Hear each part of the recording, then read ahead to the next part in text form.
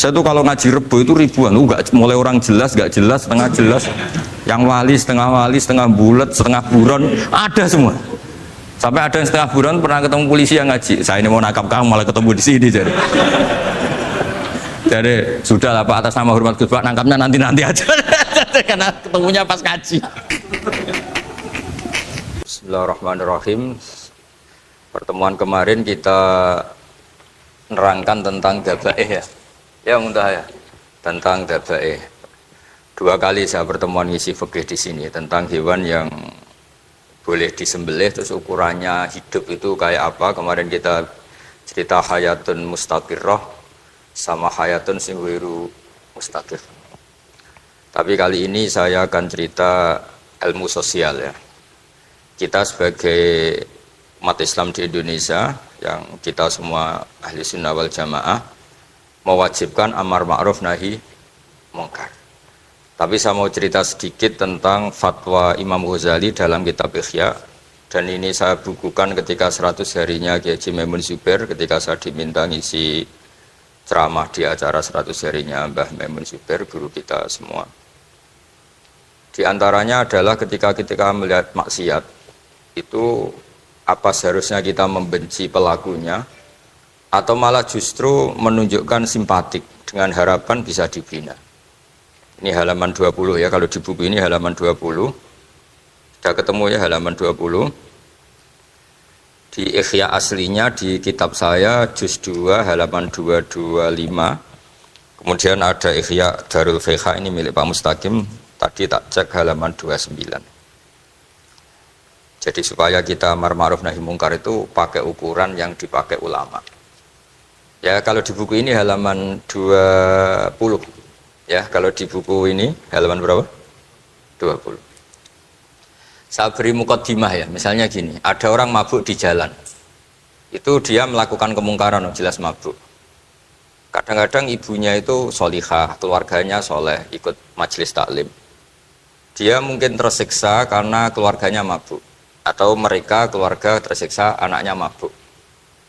Tapi tersiksanya hanya mabuk saja. Tapi gara-gara kamu nahi mungkar secara serampangan, kamu tegur, malah dosanya bunuh Anda. Ini namanya apa? Nahi mungkar sing yu'addi ila ma huwa akbahu minhu atau angkaru minhu atau syarrun minhu. Kamu nahi mungkar tapi tanpa perhitungan sehingga melahirkan mungkar yang lebih dahsyat, yaitu pembunuhan. Nah, di antara syarat kewajibannya nahi mungkar itu aturannya jangan yu'addi ila mungkarin sing akbaha minhu atau syarron minhu, jangan sampai mendatangkan kemungkaran yang lebih apa? Buruk. Ketika keluarganya dengar anaknya mabuk mungkin masih bisa mentoleransi, tapi kalau dengar bunuh kiai atau bunuh orang yang sangat dihormati karena ditegur lebih tersiksa. Begitu juga misalnya ada orang yang sering datang ke masjid itu berjamaah sholat, tapi pakaiannya masih agak-agak gimana gitu. Cara papa ngerti ya agak gimana gitu. Nah ternyata kalau ditegur malah gak sholat. Nah ini kan kita punya perhitungan ya. Kalau ditegur gak sholat, kalau dibiarin tetap sholat, mendingan gak negur. Asal di hati kamu jangan-jangan nanti gak ada pemandangan kalau ditegur lah, itu yang mulai masalah kan. Tapi sebetulnya itu mulai masalah, itu hadun nafsi. Kalau perhitungannya gitu hadun nafsi. Tapi kalau perhitungannya selama masih islami dengan perhitungan haqqullah wa rasulih, insya Allah itu ditoleransi. Nah, di antara makalah yang ini contoh ini untuk anak-anak BG, untuk PSG, tak warai caranya jadi wong alim ini jujur saja, enggak niat sombong. Saya tuh kalau punya makalah itu sampai begini. Ini itu satu makalah sebelum dicetak itu berupa buku ini. Ini begini modelnya. Jadi referensi yang sama tak tulis dari berbagai kitab yang berbeda. Dulu ketika Syekhina Kiai Haji Maimun Zubair masih sugeng, tiap ketemu itu dicek.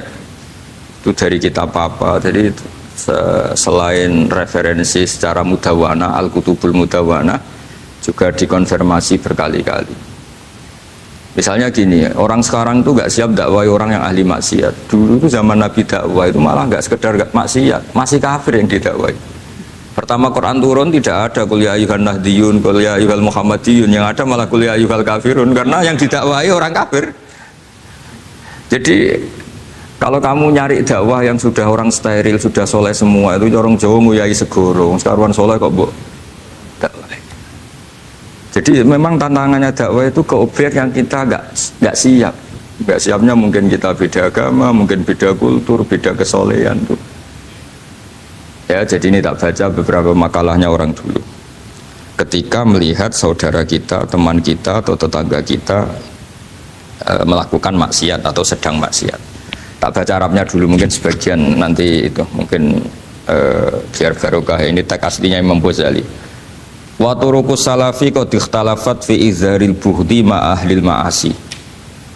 Semua orang salaf berbeda-beda dalam memperlihatkan ketidaksukaan ma'ahlil ma'asi. Tentu kita semua tidak suka perzinaan, nggak suka mabuk-mabukan, nggak suka togel, nggak suka judi. Terus fa'in kulta, ini yang mulai dialek gitu ya. Fa'in kulta itu andaikan ada satu pertanyaan, yaitu yang mulai halaman 20. Fa'aqallu darajati fi izharil bughdi al-hajru wal i'radu wa qat'ur rifqi wal i'anah. Fahal yajibu dzalika hatta ya'siyal abdu bitarkih. Fa aqulu la yadkhulu dzalika fi dhahiril ilmi tahta taklif wal ijab. Fa inna na'lamu annal ladzina syaribul khamra wa ta'atau al fawahisha fi zamani Rasulillah sallallahu alaihi wasallam as-sahabah maka yuhjaruna bil kulliyah. Dulu zaman Nabi juga banyak orang-orang yang masih mabuk, masih melakukan hal-hal yang buruk. Tapi mereka yang sedang maksiat atau baru berstatus fasik itu maka yujaruna bil kulliyah, tidak begitu ditinggalkan saja atau asingkan begitu saja. Balkanu munqasimina fihim ila man yakhdidul qawla alaih. Sebagian sahabat kalau melihat orang yang mabuk yang enggak benar keras. Wa yuzhirul bughdalah, memperlihatkan tidak sukanya. Wa ila man yuridu anhu wa la yata'aradu anhu. Ini milik orang Jawa, ya tidak benci ya tidak suka, pokoknya terus pasif. Semua corong Jawa gak melok-melok ya, itu. Nggak, biar sampean ngerti bahwa perilaku kita sebagai orang Jawa atau orang Timur, orang Indonesia ternyata ada pembenaran di ikhya, meskipun kebetulan. Kebenaran Anda meskipun kebetulan. Nah, kali ini kebetulan yang punya dalil itu. Maksudnya sudah kebetulan sekarang dicarikan apa? Dalil. Kan lumayan kan supaya kelihatan pinter gak Pak Zarkasi gitu. Kalau ini pinter dapat gaji. Jadi pinter ada dua, pinter yang digaji Allah kayak saya, yang digaji negara gak Pak Zarkasi. Maka pasti kaya saya lah, yang gaji lebih kaya. Saya dulu tuh sering ngajar di Jogja, ketika boyong di Naruan, di Rembang, itu teman-teman saya yang kerja di Jogja itu tanya gini, Pak kok bisa ya, habis gaji tetap di Jogja, pindah di kampung, yang gajinya agak jelas. Ya jelas saya, kata saya, kok bisa, gajinya dia itu surga, gaji kamu paling 2 juta. Terus dia bilang, ya inginnya 2 juta dan surga, rakus gak baik kan. Tapi Allah itu maha luas, masih nggak apa-apa ya, gaji di dunia, gaji di akhirat nggak masalah. Kan? Jangan insya Allah betul sudah. Artinya gini, ketika melihat kemungkaran, ini kan saya bela Mbah Mun, makanya judul ini Al-Intisar lil Madhabi Syekhina, bela Mbah Mun, bela Pak Kuras, bela bapak kita sendiri. Kita tidak pernah punya guru-guru yang melihat kemungkaran itu reaktif. Tapi secara referensi yang reaktif zaman dulu pun ada. Wa ilaman yuziru al-bughdalah, ada orang yang memperlihatkan ketidaksukaannya. Ya kita secara referensi itu ya ada kelompok yang seperti itu, mulai dulu ya ada. Ada yang tidak ngambil sikap. Nah ini sangat Jawa sekali. Wa ilaman yu'ridu anhu wa la yata'aradullah. Ya, tapi kamu jangan terus bilang wah Imam Ghazali berarti NU kultural ya enggak. Imam Ghazali itu ada sebelum Mbah Hasyim Asy'ari, nanti kamu ngait-ngaitkan Imam Ghazali punya KTA NU enggak ya, enggak ini. Ya jelas ya, ada yang ngambil sikap apa? Yuzhirul bughda, memperlihatkan ketidaksukaannya. Ada yang ngambil sikap yu'ridu anhu wa la yata'aradu lah. Nah ini yang ketiga, ini yang persis Wali Songo yang ketiga ini. Wa ilaman yang zuru ilaihi bi'ainir rahmah. Ada orang itu melihat temannya maksiat, saudaranya maksiat, bawaannya malah tambah suka, tambah sayang. Karena itu dianggap sarana menarik simpati, kemudian berharap nanti menjadi baik. Ini yang ketiga, ini yang mungkin paling berat, tapi itu percontohan yang diceritakan wali-wali Songo. Ini jelas ada ya kelompok ketiga. Artinya gini loh, kalau kamu melihat kiai atau sejarah Wali Songo yang empati atau membina orang-orang fasik dengan kasih sayang, kamu jangan langsung bilang ini Islam apa, tidak nahi mungkar. Kamu yang kurang ilmu ribet. Ini jelas ada takbirnya. Mulai ini Imam Ghazali loh, Hujjatul Islam. Orang punya gelar Hujjatul Islam. Bukan dokter, bukan profesor, Hujjatul Islam. Sedunia lagi, bukan versi. bukan versi kampus tertentu, sedunia, diakui sedunia. Ternyata mulai dulu ada orang yang pilihannya apa?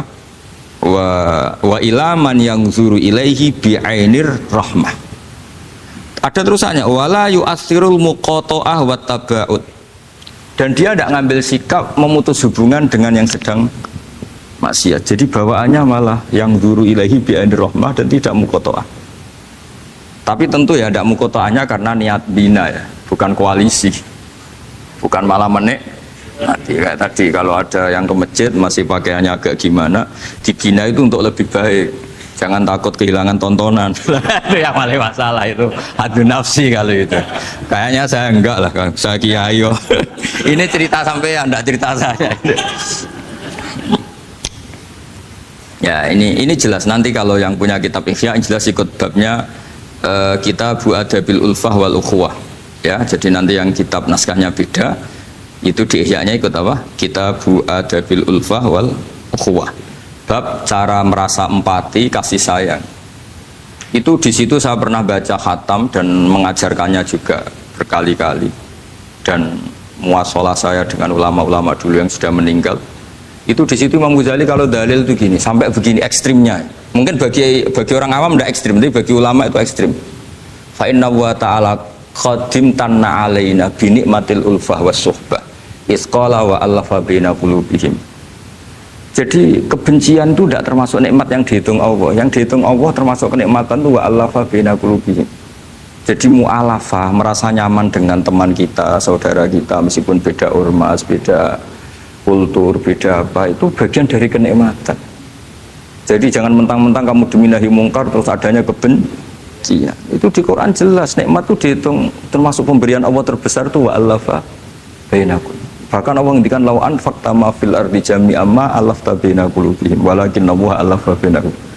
Rasulullah yang kesayangannya Allah saja dibayangkan Muhammad urusan cinta kasih, urusan kasih sayang, urusan saling mencintai. Andai kan kamu biayai, andai kan negara menggelontorkan APBN untuk rekonsiliasi nasional itu tidak bisa. Karena ini urusan hati.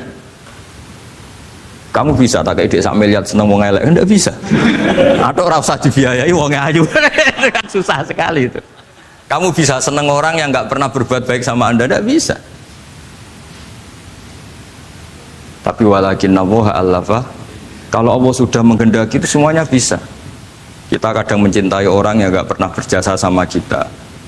Kamu punya teman yang sering takdir kamu enggak pati cocok sama orang yang enggak pernah naktir kamu seneng. Kalau Allah sudah alqal mahabbah, siapa yang bisa mengendalikan kehendak Allah?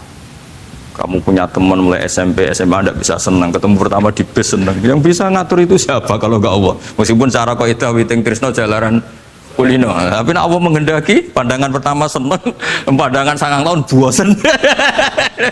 Tidak kurang cara kalau makanya para ibu-ibu harus berdoa, ya Allah ya muqallibal qulub sabit qalba zauji ala mahabbati. Itu kalau nggak didoakan wah bisa hilang semua itu kan. Suaminya nggak mau berdoa gitu karena takut kurang variasi. Tapi ini cerita cinta, cerita ulfa tidak bisa. Lau anfaqta ma fil ardi jami'an ma allafta baina qulubihim, tapi walakin Allah allafa. Jadi kalau urusan pokoknya jenah harus syukur bawaan saya melihat sampean anak-anak BG itu cinta. Padahal nggak jelas asal usulnya piye. Terus, tapi saya sudah 4 tahun kalau 5 tahun ngajar di sini. Tiap di Jakarta katanya harus ya. Harus. Itu bahasa keangkuhan harus. Karena kalau di kitab fikih itu ijabu malam yajid termasuk dosa besar. Karena berarti musyarrik apa? Ya Pak Sarkasi ya. Iya, di Sulam Taufik jelas termasuk dosa besar ijabu malam yajib, mewajibkan sesuatu yang tidak wajib. Mergo fa anta musyarri, berarti kamu bikin syariat baru. Karena sudah ada mandubat, ada masyruat, ada syariat ini sudah sempurna. Faman aujaba malam yujib humuwah wa rasuluh fa huwa musyarriun. Dari berarti dia musyarrik baru. Bahasa karsanya kayak ngaku nabi baru. Sudah tak maafkan lah santai. Tapi secara fikih jelas sama lihat di Sulam Taufik termasuk minal kabair apa ijabu malam yajib, mewajibkan sesuatu yang tidak wajib. Musyarri ya musyarri, bukan tukang bikin syariat tapi ini musyarri tukang yang di jalan mungkin. Saya itu saking fanatiknya ilmu, ini cerita ya, saking fanatiknya ilmu itu kalau hallnya bapak saya, karena kita keluarga pesantren, itu pengumumannya itu aneh, tidak wajib hadir, karena takut ijabu malam, karena trennya pesantren itu gitu, kalau alumni itu harus hadir pas hall atau pas pengajian mulut. Kalau saya karena fanatik ilmu itu, nggak pernah ada undangan, sampai sekarang. Saya ngiyai sudah 2005 bapak, sampai sekarang nggak pernah ada undangan, karena takut ijabu malam, yajib. Karena saya orang bener, maksudnya ada kayak ini. Ini kacau ini. Saya ini lebih tua, lebih kiai, diatur yang lebih muda. Ini enggak orang Indonesia ini, Pak. Kalau orang Indonesia itu sopan ya. Orang Indonesia itu enak, sama orang kiainya monggo sak kerso. Pada sak kerso milih istirahat timbang mulang ya. Habis perjalanan jauh monggo sak kerso milih apa? Istirahat timbang mulang. Ya sudah tak maafkan kan. Saya kan orang baik jadi gampang maafkan. Ya ngatur dia dosa lagi udah. Ya ini jelas ya. Jadi ada 3 kelompok tadi ya. Jadi kalau jenengan sama orang yang tegas nahi mungkar atau apalah, ya mulai dulu ya ada wa ilaman yakhlidul bughdhalah wa yudhirul tadi apa? Ilaman yakhlidul qala alaih wa yudhirul bughdhalah. Itu mulai dulu ya ada. Terus ada yang model Jawa wa ilaman yu'ridu anhu wa la yata'arradu lah. Jadi gak ngambil apa? Sikap. Corong Jawa gak melok. Terus yang ketiga ini yang cerita Wali Songo, ya kita tidak menangi Wali Songo tapi sudah mutawatir lah kalau cerita-cerita Wali Songo itu nggak pernah negur orang, nggak pernah apa, tapi bisa merubah. Ini yang mahal kan bisa merubah. Itu apa cerita itu riwayatun sing tablughu hatta tawatur lah, karena semua versi kiai, versi film, versi buku kan semuanya sama Pak Zarkasi apa? Enggak, semuanya menceritakan sama. Kalau Wali Songo itu tidak main kekerasan tapi merubah. Kalau orang-orang yang terlalu liberal kan ya orang rubah, malah tadi seneng aja kalau ini semua orang pakai hijab ribet. Nah, itu yang ribet kalau sampai nganti niatnya gitu. Ribet gak punya pandangan tadi loh pada perhitungannya itu ribet kalau perhitungannya gitu. Ya ini jelas ya. Kelompok ketiga dan ini menurut saya yang luar biasa, wa ila man yang zuri ilaihi bi ainir rahmah wa la yu'athirul muqata'ah wa tabal. Fahadihi daqaiqu diniyatun takhtalifu fiha turuqus salikin. Ini satu detail-detail yang mulai dulu orang itu beda-beda karena mungkin organ kita beda, psikologi kita beda. Kalau orang sosiologi mungkin ngamati latar belakangnya beda. Ada orang tuh santunya minta ampun, tak tanya tak pikir dia turunannya orang baik. Kalau saking santunya sayang nanya kiai aja kalah sopan sama dia. Tak tanya kamu kok orang baik padahal gak anaknya kiai, karena saat trauma ditabui bapakku terus. Jadi dia sayang sama orang karena trauma. Betapa ada enaknya dikerasin. Ya nasibnya baik dia kok, kesimpulannya gitu. Ada yang dikerasin bapaknya terus dendam, anaknya yang kena. Banyak orang yang mencintai istrinya, tak pikir dia turunannya orang yang sangat mencintai istrinya, ternyata enggak. Saya tahu sakitnya dicuekin suami. Ibu saya itu korban bapak saya. Gara-gara trauma itu terus sayang sama istrinya. Karena ibunya korban dibiarin sama bapaknya, ditinggal kemana-mana. Jadi kadang manusia itu nggak bisa ditebak. Ada yang anaknya orang harmonis, dia ada harmonis. Kok monoton ya? Kalau sudah mukallibal qulub nggak pernah tahu kita. Ya, makanya sudah lah donga aja ya mukallibal qulub sabit qalbi ala din. Ini para istri donga ya mukallibal qulub sabit qalba zauji ala mahabbati. Tapi aku yakin bapak-bapak gak berani doa gitu. Sabit qalbi ala mahabbati zaujati gak berani. Takut goblok saja. Kayaknya monoton tadi.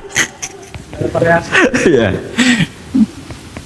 Ya jadi jelas ya, ini masalah-masalah yang nggak mungkin ada kesepakatan ya. Ini jelas fahadihi daqaiqu diniyah takhtalifu fiha turuqus salikin.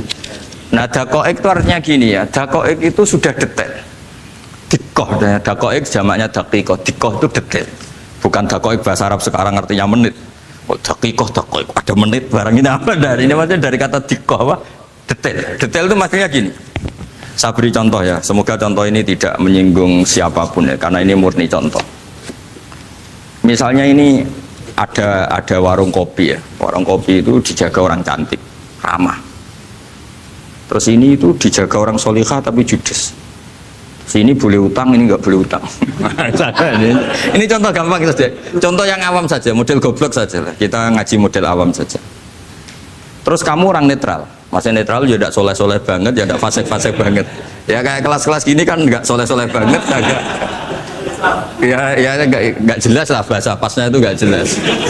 Kalau bahasa Qur'annya wa akhiruna atarafu bidunubihim kholatu amalan sholihah wa akhara. Delok kiai ya gelem, delok wedok ya gelem. Konser ya teko, pengajian ya teko, ini jenis kholatu amalan sholihah wa akhara saya. Jadi Quran sudah gambarkan. Makanya kelompok kayak kamu itu termasuk kelompok yang dibayangkan Quran. Tapi ya itarafu bidunubihim, kalau malam ya istighfar, astagfirullahaladzim. Sudah pas lah gambaran Quran itu pas, sudah kamu partainya itulah jelas sudah. Kan kita nggak mungkin partai wa minhum sabiqum bil khairati bin ndak lah. Ambune ndak kelihatan. Kalau kalian sudah wali pasti saya tahu kan ada daftarnya. Wali itu ada daftarnya, ada anggotanya, ada apa? Ada membernya ya betul. Ya saya ulang lagi ya. Ini solihahnya, solihah itu ya solihah lah. Ini misalnya orang ya gitulah. Saya tidak mengatakan sampai nyun sewu orang nakal enggak. Pokoknya ini solihah banget, ini biasa misalnya. Terus tapi ini ramah, sudah ramah boleh utang. Cantiknya sama, kamu jangan bayangkan cantiknya sama. Cantiknya sama atau jeleknya sama. Kemudian ini boleh ngutangi saja, servisnya boleh ngutangi saja. Itu kira-kira kamu marung kemana? Ke sini kan? Yang boleh utang kan? Karena al-insan abdul ihsan. Nah di sini juga sama. Jangan-jangan anak-anak muda itu suka jagongan di gardu di tempat orang nakal karena ada kopi gratis, boleh nyetel tip bebas. Sementara sowan ke orang soleh harus banyak etika, banyak tatanan. Nah, jangan-jangan mereka agak tertarik kita di sini ihsan, merasa dapat baiknya si yang punya rumah, di kita enggak. Nah, di sini sirnya kenapa kiai alim itu sama anak-anak muda suwon santai. Itu awal dakwah itu karena manusia itu pasti al-insan abdul ihsan, manusia itu budaknya kebaikan. Makanya kenapa kiai Jawa itu suka nyuwun sewu mayoran, suka makan-makan. Itu bukan terus buat takok iku sunah Rasul piye, dalile piye. Ini urusan dakoek, sesuatu yang hitung-hitungannya sudah jelimet. Bukan tekstualis, ini sudah jelimet. Jangan sampai di tempat orang-orang nyuwun sewu yang kurang baik itu makan-makan mayoran, ketemu wong saleh mentuk ijazah we. Kon maca ngene, kon maca ngene kan mesti. Nah ini cerita aja, kamu gak, makanya saya bilang nggak perlu nyinggung siapa, ini teori dakoek itu. Nah tapi kalau bawaannya orang soleh itu rileks. Bapak saya itu saya menyaksikan setiap sama tamu itu guyon. Tamu belum duduk aja mesti ibu dibilangin kon gak nomam. Karena tamu zaman dulu itu memang sering gak kelar marung. Tamu saya guys, apa mertamu nang hotel mangan sih ribet malah. Nah kalau al-insan abdul ihsan, jangan-jangan orang kesini itu Allah nyalakan kita karena kita salahnya kurang ihsan. Makanya diantaranya doanya orang-orang dulu, ya Allah jangan berikan ke orang-orang fajir, orang-orang fasik satu kenikmatan yang saya harus berutang jasa ke mereka. Karena berat, ke depan itu berat. Jadi jangan-jangan kita dakwah tidak mandi itu kurang kompetisi lah istilahnya.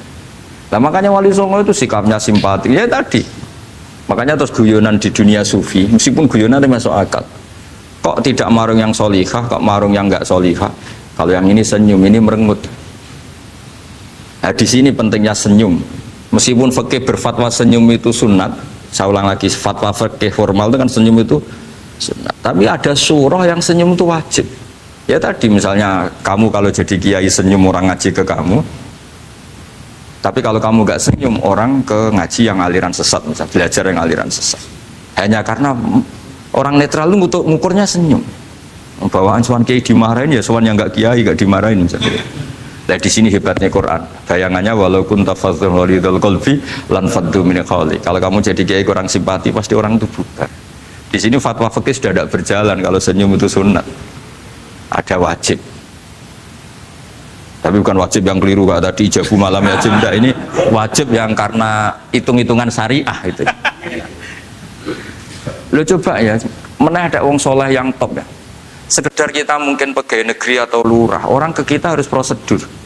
Sementara kadang ke tempat yang kurang baik, nggak usah prosedur. Orang kan nyaman nggak diatur, timbang diatur.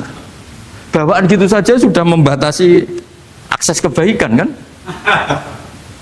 Jadi lepas dari kita tidak bisa melakukan, tidak apa-apa. Ini kan kita fair secara ilmiah, hitung-hitungannya gitu.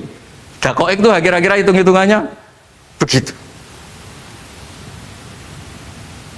Makanya kiai-kiai yang dulu itu meskipun dalamnya dibatasin karena kiai juga butuh istirahat, butuh macam-macam. Kalau pondok itu enggak 24 jam karena semua orang bisa ngakses. Saya tuh kalau ngaji Rebo itu ribuan, enggak mulai orang jelas, enggak jelas, setengah jelas, yang wali, setengah bulat, setengah buron, ada semua. Sampai ada yang setengah buron pernah ketemu polisi yang ngaji. Saya ini mau nangkap kamu malah ketemu di sini jadi. Jadi sudah lah Pak, atas nama hormat Gus Pak, nangkapnya nanti aja karena ketemunya pas ngaji. Karena kebaikan tidak boleh dibatasi. Coba kalau saat pengajian tak batasin, yang dokter saja, yang DRS saja, yang begini saja. Sementara dangdutan nggak dibatasi. Suatu saat maksiat lebih besar ketimbang ngaji. Itu saya ditanya Allah, salam nggak batasin? Saya juga nggak bisa jawab kan kira-kira gitu. Nah ini dakwah, maksudnya ini cerita, saya tidak ingin nyinggung siapa ini, maksudnya dakwah itu suatu yang perhitungannya detail itu jelimet. Saya punya tetangga kalau tukaran sama suaminya itu jujur betul. Kenapa nak tegakno kopi ra gelem, senane ngopi ning warung. Nang kono nak nyugoi mbek senyum kowe ora.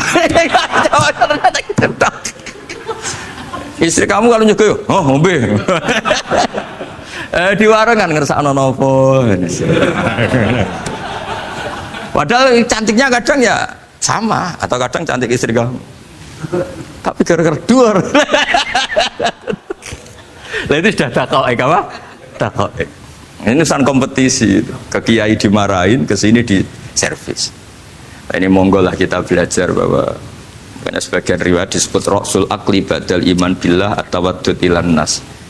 Setelah kita berargumentasi ilmiah secara tauhid, urutan dakwah berikutnya At-Tawaddud Ilan Nas. Kita harus bersikap simpatik dengan harapan simpatik itu membawa orang ilawahi wa rasuli. Kita tidak punya kepentingan pribadi, punya pengaruh banyak, membernya banyak, tidak lah, ma'adallah min dalik, tidak. Tapi setelah kita at-tawaddud ilan nas, coba Rasulullah itu tiru. Sholat itu kayak apa baiknya? Logikanya barang baik tambah lama tambah baik. Tapi itu mukhalafah, itu bertentangan dengan sunnahnya manusia yang suka cepat.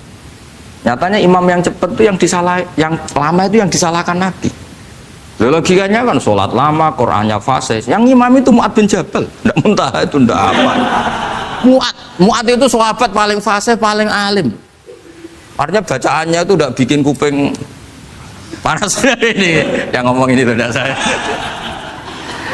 Itu ketika kelamaan, yang disalahkan Nabi itu yang kelamaan. Karena supaya orang seneng sholat, ya sholat itu jangan jadi problem dong. Cara nggak jadi problem gimana ya? Jangan lama. Kayak apa agama ini? Sholat loh, sebaik sholat aja dikompromikan dengan hukum sosial. Karena kalau sholat terlalu lama nanti ibadat jadi problem. Sampai segitunya. Ya makanya apalagi kalau kamu sudah ngerasa suaranya elek, tak baku tuh kul huwa elek. Suaranya elek Baqarah. Suaranya elek. Ini kok diding-didingan. Mustaqim, bagus gak suaranya? Paling bagus ya? Sholat ya gitu aja ya, dibagi ya, yang suaranya tidak bagus suruh imami duhur, asar aja. Tadi yang bagus biar maghrib apa? Isya ya. Ya gitu aja. Ya tapi sudah teruskan ya. Jadi yang jelas ada kelompok ketiga. Yang jelas ini ya, yang kalau kita bisa niru ya, wa ila man yanzur ilaihi bi ainir rahmah wa la yu'athirul munqata'ah wa tabau. Nah ini ngendikane Imam Ghazali fa hadhihi daqaiqu diniyah. Ini detail-detail yang setiap turukus salikin itu beda-beda. Wa yakunu amalu kulli wahidin ala ma yaqtadihi haluh wa waqtu. Jadi mulai dulu ini urusan relatif, urusan subjektif. Jadi tidak bisa kamu ada orang itu maksiat. Bawaannya kalau nggak dikerengi ramari ya ada, yang bawaannya dikerengi tambah nemen ya ada, bawaannya nggak jelas ya ada, banyak ya kalau itu banyak. Jadi mulai dulu tuh ulama dulu tuh fair seperti itu, nggak perlu diperdebatkan lah, sudah mulai dulu ya beda beda-beda bimuktadul hal wal waktu ya. Nah sekarang orang kan milih, kalau yang keras nyari dalil keras terus, yang lunak cari dalil lunak terus. Akhirnya dalil kok dicari-cari itu gimana? Ciri utama kebenaran itu fi awali wahlah. Ada ciri utama kebenaran itu al-badihiyah. Makanya kalau dalam ilmu ushul fikih disebut watabadur alamatul haqiqah. Penemuan pertama itu bukti yang digandaki Allah hakikat. Misalnya kamu sama orang nakal tanggo kamu, tak kandani malah nemen. Spontan orang itu pasti gitu. Karena di mana-mana sosialisasi itu dibutuhkan. Ketika negara atau kiai atau tokoh mau bikin apa, pertama targetnya mesti sosialisasi. Sesuatu pasti ada tadrijan. Itu siapapun, teori manapun, di dunia apapun. Nah itu namanya badiyah, pikiran segitu itu disepakatin. Nah kita kalau langsung marah, langsung mengusir itu udah pikiran badiyah yang konsensus. Misalnya anakmu nakal, dengar misalnya nyonsauke anak kiai, dengar anakmu pacaran. Pikiran pertama itu seorang manusia itu, ya sedikadani si api-apian. Karena tadi itu badihi, itu orang itu. Kamu kepengen beli mobil, pikiran pertama ya enggak sih nabung sih, mesti begitu. Jadi ya pasti begitu lah. Itu kalau kamu ngukur mana yang benar tuh at-tabadur alamatul haqiqah. Kalau kamu ngaji usul fikih itu kan at-tabadur alamatul haqiqah. Karena konsensus lah, agama ini fitratallahi allati fataran nasa 'alaiha. Jadi nggak mungkin lah kita ingin sesuatu kemudian tidak berproses. Ya saya teruskan ya. Tapi kamu jangan kaget kalau setiap angkatan beda. Ini jelas wa yakunu amalu kulli wahidin ala ma yaqtadi halu wa terus wa muqtadul ahwal fi hadil umur imma makruha aw manduba fatakunu fi rutbatil fadail wala tantahi ila tahrim wal ijab. Nah ini jelas. Metode-metode itu sudahlah. Paling kalau benar ya manduba, kalau salah ya makruha. Kamu jangan kalau orang salah metode tahrim enggak bisa. Metode itu misalnya gini, ada orang enggak nahi mungkar. Oh ini haram, kiai kok tidak punya kepedulian, tidak nahi mungkar, ya jangan gitu, itu urusan manhat. Manhat itu tidak bisa berstatus tahrim atau ijab karena ini fleksibel bimuktadul hal wal wakti. Jadi ini alimnya Imam Ghazali ya, karena ya tidak bisa. Fa inna takhil tahta taklif aslul ma'rifah lillah wa aslul hubba dzalika qad la yata'adda minal mahbub ila ghairihi. Wa innamal mu'tadi ifratul khub wastila'u wa dzalika la yadkhulu fil fatwa wa tahta dhahiri taklif. Jadi rasa itu tidak bisa dikendalikan taklif. Artinya gini, agama saja itu tidak bisa ngatur-ngatur rasa. Ini kan misalnya gini, contoh gampang ya, kamu tidak usah tersinggung, pasti kamu mengalami, bukan mungkin tapi pasti mengalami. Wadah orang rokokan, keriting, juelek, kuwesek, gwedut rokokan, cowok itu rokokan, itu juga mau angkel. Wah semua akal harus dianggap cawe itu orang bener. Baru ketemu cah wayu menarik rokokan, mesti oleh mangkel gitu. Wes jawab jujur ya, tidak usah munafik kamu. Betul ya? Ya betul. Jadi itu nggak bisa terus. Misalnya wong tuamu pesen gini, cung, kejogeman pacaran mbek cah wedok sing rokokan. Jadi sing rokokan wayu cuantik, wong sopan misalnya. Dia rokokan tapi sopan. Terus kayak mesti ibu ngono, larangan kok ngono gitu. Tapi misalnya si rokokan welek, gedut, keruiting, wes lungguhe nyigrek, bener ibu ora oleh pas. Ternyata pembenaran Anda ini butuh fakta yang lain gitu. Ya iku elek mbek ayu gitu Mas. Lu kayak ngandel gak? Makanya guyonan yang kiai-kiai kan gitu. Pak Kaji, anak sampean tombok innalillah. Tapi menang. Itu ya guyonan, tapi menurut saya itu betapa manusia itu mudah diombang-ambingkan nih. Masyhur tuh guyonan di kiai-kiai itu. Pak Kaji ono cawe itu numpak sepeda motor GL Max Pro, zaman di saya kan sepeda lanang. Wah, luput suwo kebablasan. Bareng ngono, tapi niku ponakane jenengan semoga-moga terus pro pangeran. Ternyata orang reaksi ya berdasar kroni kan. Kalau yang maksiat orang lain yang ada hubungan dengan kita ganti lanat pangeran gitu. Setelah dikasih tahu niku ponakane jenengan. Moga-moga terus pro pangeran. Jangan-jangan kita juga gitu loh. Dengar orang yang maksiat di tempat-tempat maksiat langsung benci. Tapi bareng dikabari, niku koncone jenengan sing nate nyervit gratisin jenengan raktir. Semoga-moga itu bareng itu reaksinya. Karena al-insan Abdul ihsan.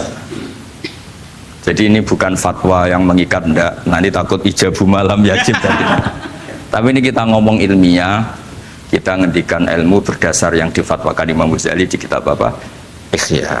Jadi ini pernah tak baca di depan 100 ulama di pas 100 harinya, mungkin lebih ribuan mungkin yang datang pas acara itu. Dan itu dilegitimasi. Jadi ini mutafak lah. Karena saya tidak ngomong mingkibali nafsi, tapi berdasar teks yang ada di Ihya. Soal nanti misalnya kita salah di interpretasi atau salah di perilaku, yaitu normal kita sebagai manusia. Tapi saya pastikan kitab ini orisinil, bahwa mulai dulu menanggapi kemaksiatan, kemungkaran itu terjadi 3 kelompok. Tapi semuanya tentu ingin merubah. Saya pastikan yang yahlidul qola juga tidak karena kebencian pribadi. Yang lunak juga bukan karena menikmati lah. Yang ribet kita ini kan lunak karena ini kalau yang cantik ke masjid sudah Islami, nggak ada pemandangan lah, itu ya ribet. Jadi gayanya halus tapi banyak kepentingan.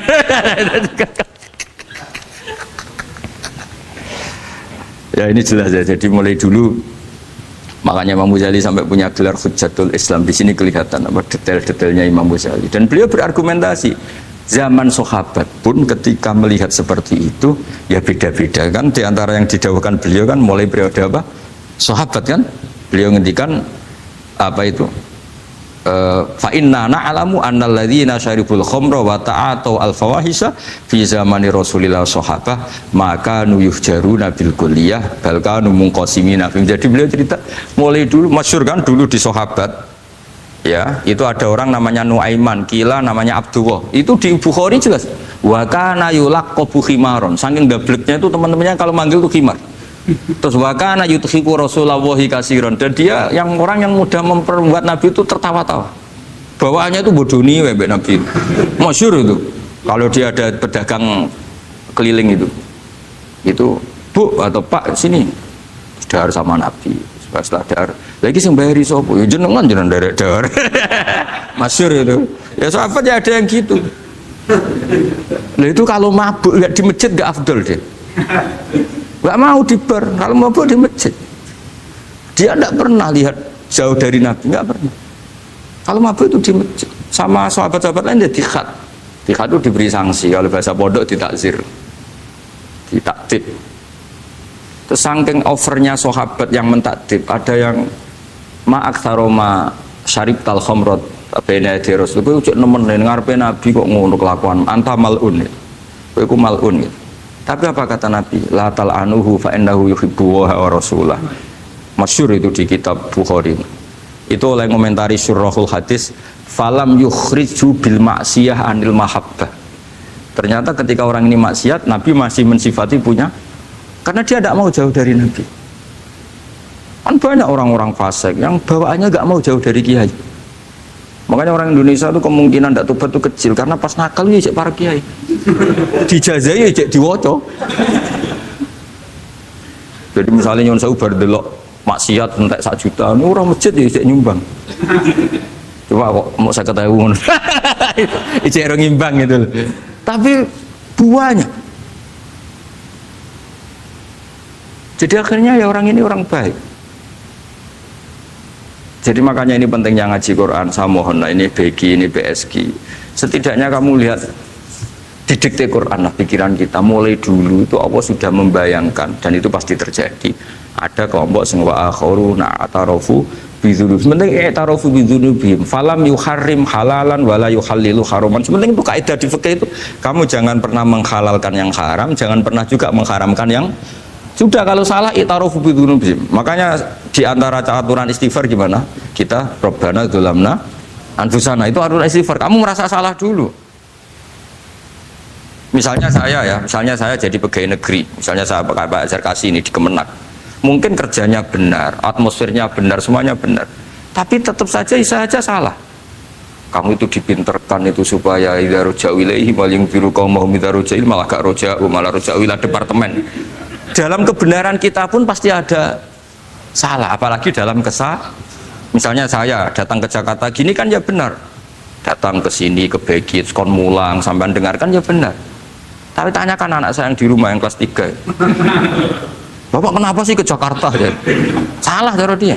Dan nanti kalau Allah lebih melihat anak saya, hanya anak kecil yang nggak berdosa, saya tetap salah ke sini. Meskipun dosa saya ditanggung sampean. Artinya dalam kebenaran saja ada kesalahan itu loh. Nah, makanya kalau donga tuh Rabbana dzalamna anfusana. Nah, makanya urutan pertama i'tarofu bidzunubihim. Nak salah aku ngaku. Wes salah berargumentasi. Salah ngotot. Kok Joko-Joko tua itu salah ngotot. Kandhani nak nikah sunah Rasul jek ngotot. Ya itu kan zaman dulu. Kalau sekarang harus mapan dulu, kalau enggak kakean teori no. Kandhani kene utlubu rizqa binikah niku riyen ye sakniki.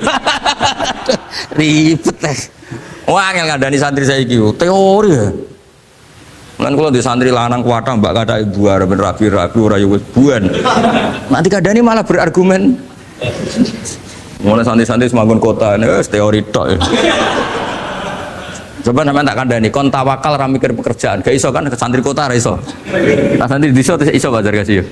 Kandani sik ngandel kon tawakal. Santri kota ra iso. Gimana? Wes mlaku-mlaku gak go ATM ra wani. Gak go HP ra wani. 2 kilo lupa ninggal ketika milih kembali. Coba sih kalau ada apa-apa gimana ini? Padahal dulu berhari-hari gak bawa HP. Jadi nah makanya wa akharuna itu nomor 1 ukurannya i'tarofu karena kelakuannya piye jenis ini kelakuannya kholatu amalan sholihah wa akhara konser ya kok ngarep engko ana selawatan ya kok ana artis wayu delok dosokan ana kiai melok dosokan salaman jare malaikat iki penggemar sapa ya iki penggemar artis penggemar kiai ya sama-sama hero. Kepen roh artis yo wani dosokan, kepen roh kiai yo wani. Nah terusannya aja tapi itu menggembirakan tapi asallahu. Jadi ya muga-muga pangeran nyepuro, tapi kelasnya ya muga-muga. Kelakuan ngene itu tidak bisa dipastikan. Kelasnya ya muga. Beda kalau haladul walati jaratun tunjikum min adzabin apa? Alim itu untuk minuna fil harus batu jadi namanya amalin terus. Nah itu makome langsung yaghfir lakum. Warna wes itu kelas tinggi itu mesti langsung yaghfir. Nah sing kelas ngene ya asa. Asa iku sape lah.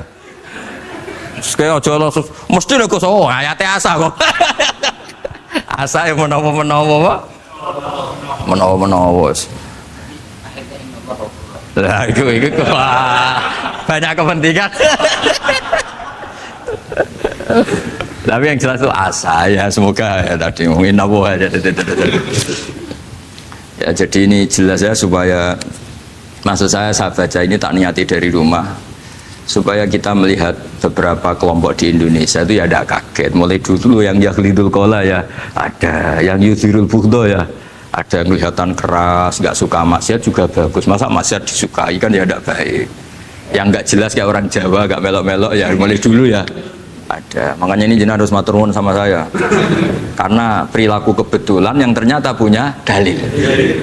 Alhamdulillah. Jadi nanti kalau setelah ini terus wah ada dalilnya di Ikhya halaman berapa? Pokoknya kata Gus Pak ada ya jadi ini terusan ketiga ini yang semoga kita bisa niru ya karena itu cerita Wali Songo versi kiai, versi film, versi buku semuanya sama tambah ngelihat maksiat, tambah tertantang kasih sayangnya sehingga terus sampai bina kayak gitu ya versi film saja yang kamu tahu mungkin versi film itu gambarannya Wali Songo itu Masya Allah sabarnya, telatennya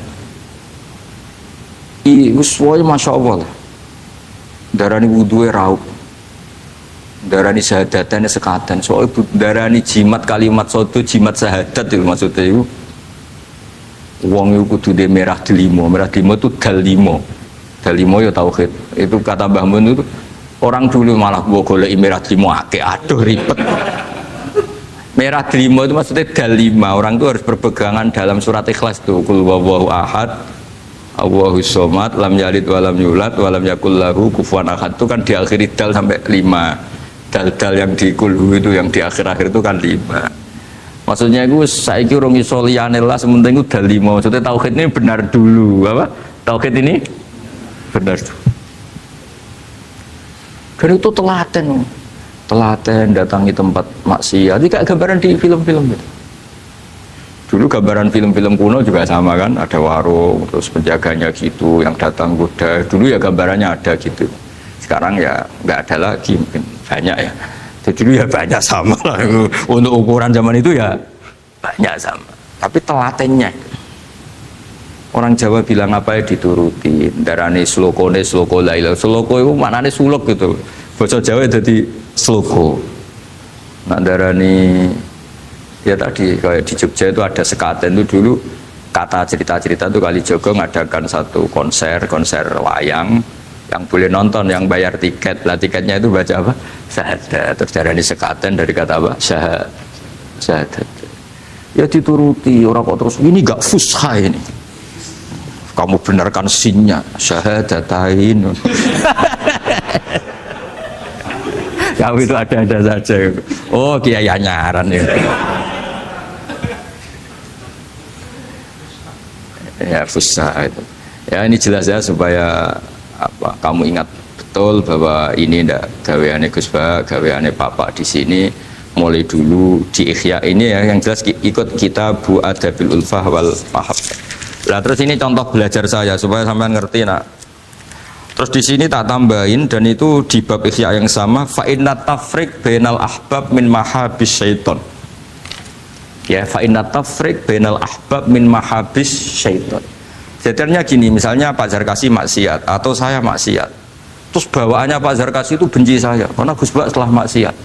Berarti tafriq bainal mukminin. Yaitu min mahabis setan. Setan suka. Wah, saya alhamdulillah orang Islam nggak saling mencintai, nggak saling menyayangi. Sekarang sudah ditafrik. Meskipun asal usulnya tafrik demi temannya maksiat, tapi tetap saja kamu memenuhi target setan. Yaitu tidak innamal mu'minuna ikhwah. Itu kan bagus oleh berhujahnya Imam Ghazali. Artinya gini, ya oke lah kita benci maksiat, benci ketidakbenaran. Tapi jangan pula punya akibat tafrik. Itu kalau itu sesuai target setan itu Mas, gitu Mas. Makanya kita dengan kelompok yang berbeda ya berusaha tetap saling mencintai, saling cara bahasa politiknya merangkul. Jadi kita kan tidak politikus. Kalau politikus merangkul kan ke partainya. Kalau kita kan kiai ya merangkul supaya jadi baik. Kalau politik merangkul kan agar ke partainya. Jadi itu alasan yang saya suka. Fa inna tafriq bainal ahbab min mahabis syaitan. Loh, saya kalau nuruti mangkel sama mungkin bahkan dengan santri kita sendiri kadang mangkel wae ngaji turu. Saya ngaji takok halaman kadang nuruti mangkel ya mangkel. Wah itu kan itu mangkel loh. Tapi ketika aku mangkel setan seneng. Sekarang ada model baru kiai gedeng santri ini. Setan kan, lu kan mesti gak ajarannya Nabi lah. Ajarannya Nabi bainal mukminin itu al mawaddah warahmah. Ini ajaran mesti setan lah. Misalnya saya kesini kecewa sama sampean mangkel setan seneng. Oh sukses saya. Bikin Gus Bak mangkal becak begi. Lu ajaran setan, mana ada ajaran Nabi kon gedeng sampean, mesti kon seneng. Karena contohnya mekso. Seneng sampean butuh mekso. Artinya ya sudah begitulah. Jadi kalau sampean nggak bisa dakwah secara baik, minimal ngerti targetnya setan itu at-tafriq bainana wa baina ahibbaina, bainana wa bainal mu'minin, bainana wa baina ummati Rasulillah sallallahu alaihi wasallam. Maka misi setan ini harus kita batalkan, kita kalahkan. Makanya mangkola fil yaumi salah samarot aw marham umat Muhammad kutiba minal abdal. Karena itu termasuk perlawanan terhadap setan. Setidaknya meskipun kamu tidak bisa aplikasi nyata senang setiap orang Islam karena kita manusia ya, kadang bawaannya nggak cocok, bawaannya nggak simpati. Tapi setidaknya di depan Allah kita masih berdoa marham umat Muhammad wa ma asli umat Muhammad wa ma tajawaz an ummati Muhammad. Setidaknya Allah tahu kita lah bahwa watak dasar kita itu ingin mencintai orang Islam. Cuma keterbatasan kita bawaannya mudah terprovokasi, mudah benci. Tapi ini biar basariyah lah gitu. Tapi mental kita ya marham umat Muhammad. Dan itu kalau kamu baca sehari 3 kali saja itu kutiba minal abdal, sudah jadi wali abdal, kan keren. Nanti tak daftarkan lah kalau belum. Meskipun nanti ahli inventarisir jangan dulu. Nanti bisa dirayu, tapi kelompok ini nggak bisa disuap. Resikonya ini nih. Jadi ini apa penting sekali ya supaya jenengan ngerti. Jadi kalau bawaan coba kita ini punya istri normalnya kan sayang. Nyatanya tetap disuruh doa sama Allah Rabbana hab lana min azwajina dzurriyyatina qurrata ayun. Bawaan sering ketemu itu mangkel. bawaan roh suami amen ketemu wong ayu yo mangkel, bawaan suami roh istri saya teko jok kopi wa-anan yo mangkel, kan nuruti asbabul bughdi itu banyak sekali. Tapi baru kayak dongo Rabbana hab lana min azwajina tukaran ya rukun nih. Ya anake akeh. Tadi tukarannya ya jalan terus anake yo. Jalan terus. Jadi malaikat ya iskal piye karepe. Ya semoga enggak tidak sudahlah kalau tidak bisa baik-baik banget ya bahwa wa akharuna tarafu bidunubihim khalatu amalan sholihah wa akhara sayyi'ah. Semakome asa dan semakome asa. Sampai dari Pak Zakasi terusane inna wa ghafurur. Tapi ghafurur itu ada harganya, khud min amalihim shadaqatan. Dadi aja tobaté istighfar tok. Jare tanggane istighfar tok gak nguntungno aku. Tapi kalau istighfar kan gak nguntungkan tetangga kan? Kan benaka wa benawa. Masuk mau coba pengen sewu kan bagi tonggo gak penting. Atau kira rapati istighfar 1 juta. Makanya itu hebatnya Islam, jadi disuruh istighfar tapi ya khud min amwalihim shadaqatan tutahhiruhum wa tuzakkihim biha. Jadi karena kalau istighfar itu nggak ngefek secara apa? Sosial. Jadi kayak apa baiknya Islam? Saya ingin di sini pondok Quran ayat-ayat gini itu sudah mutsabih fil qalb subhanallah man ahsanu minallahi sifat. Jadi kita gerakan kita ya Qurani, perilaku kita, pikiran kita seperti sifat Rasulullah itu kana khuluquhul Quran wa shimatuhul ghufran. Kayak apa? Kitab-kitab madaih dulu ya, kitab tiba muji Nabi apa kana khuluquhul Quran wa shimatuhul ghufran. Nabi itu akhlaknya Quran wa shimatul ghufran. Bawaannya kalau melihat orang salah itu memaafkan. Oh kalau Pak Zarkasi salah di SP. PNS SP terus. Kalau pondok keamanan takzir ya. Kalau di sini istilahnya apa? Apa kalau di Gontor apa? Kalau orang salah diberi ikop. Wah, keras lagi. Kalau di Saudara Sarang itu ya takzir ya. Kalau bahasa halusnya takdib sebenarnya ya. Tapi benar diikop. Sadis.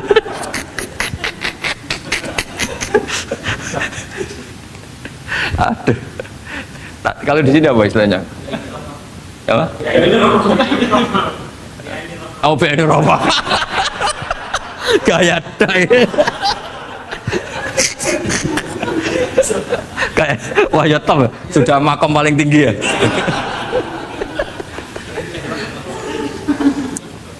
Ya tolong itu diajarkan ke teman-teman ya yang tadi. Kalau yang nggak punya kitabnya Ihya itu aja di copy, disosialisasi supaya manhaj kita berdakwah itu jelas. Mulai terus ilmiah kita juga jelas, jadi nggak mangkel sama yang keras mulai dulu ya ada, nggak mangkel sama yang nggak jelas mulai dulu juga ada. Terus yang BNI Rahmah juga ada. Kamu tinggal milih partai mana aja. Kalau watak dasar kamu sudah temperamental, wah ini yang pas. Tapi kalau watak kamu dari dulu gak jelas, ini aja yang yuridu adu. Ya, tapi apapun itu kan ada ilmiahnya Pak Zarkasi ya, butuh kita ini ada ilmiah.